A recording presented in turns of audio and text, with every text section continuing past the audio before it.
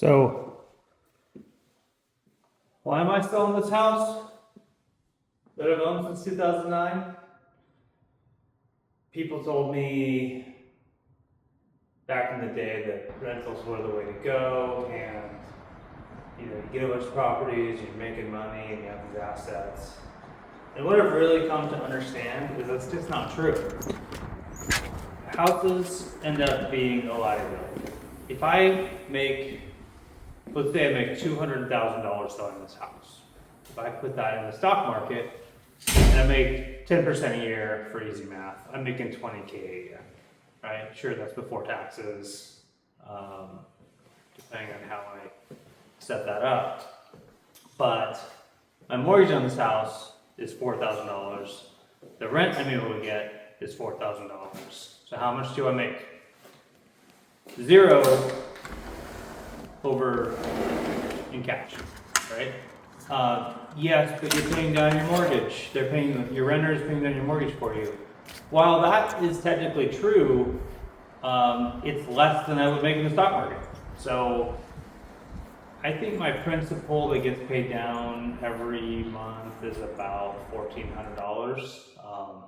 So yeah, they're paying down $15K a month, $15K a year in my principal. But if I have turnover, let's say that I have great tenants, but let's say a tenant moves out once a year, that's $4,000 out of my pocket.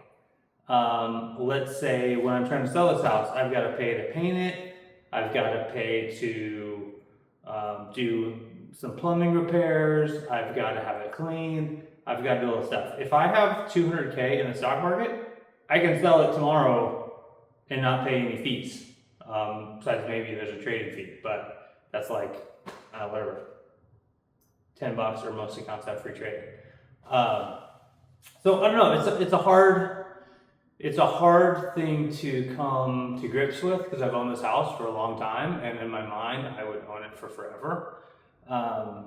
But I'm 51, I'm looking towards retirement, and my mortgage on this is like 25 more years. So I'd have to own this for 25 more years for it to go down to a zero balance. And then I'm getting every month, the mortgage is, the rent is paying for, free cash flow. To me, it's just not worth it right now in my life to have this extra liability. What if someone got hurt here? What if a dog bit somebody? What if someone fell? What if the house fell over? What if there's an earthquake? I don't know. It's just there's so many things that you don't think about happening. Like, oh, that's not going to happen to you. Maybe it won't. I hope it won't. I hope it doesn't happen to anybody. But it's something to think about. There's always repairs. There's always going to be something. So that's why I'm selling. I'd love to know more about what people think about in the comments. I'm looking forward to having one less property on my hands, and we'll see how it goes with the selling. I'll keep everyone updated.